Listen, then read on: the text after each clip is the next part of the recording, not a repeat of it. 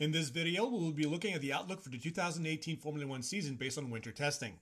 While testing times cannot infer true pace, they can at least infer current reliability and current trajectory for development.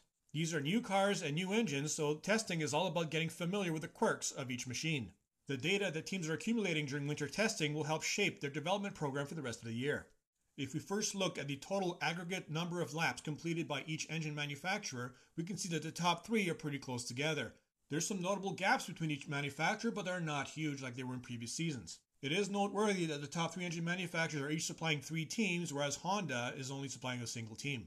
While the top three are pretty close together in terms of number of completed laps, you can see that first to third, Mercedes to Renault, there's a substantial increase in number of laps. So while Renault was claiming they're going to be making a big step forward this year, that's not likely to happen. They have a lot less data, a lot less familiarity with their engine than Mercedes do. Now, if we take those aggregate number of laps completed by each engine manufacturer and divide by how many teams were actually running, we get the average per car, if you will. Now we can see that the effort put in by Honda with a single team, Toro Rosso, stands out at second best overall, just ahead of Ferrari.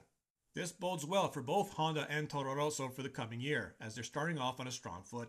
If we look at the aggregate laps completed by each team individually, we paint a slightly different picture. We can see Mercedes and Ferrari way ahead of the pack, and then there's a tight midfield, and then there's 3 teams lingering behind. Those bottom 3 teams have completed a lot less mileage than all the other teams ahead of them, which puts them on the back foot for the beginning of the season.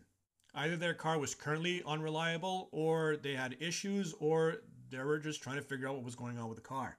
And that's the thing about winter testing. It's a brand new car. You need to figure out how it works, how it responds to testing changes, how it responds to track conditions, how it responds to degrading tires, how it manages tires. So these bottom 3 teams, having run much fewer laps than all the other ones, know much less about their car than the other teams do about their car. Now, we don't know how fast they are, really, but after Australia, if any of these 3 bottom teams are off the pace, they will remain off the pace until about June.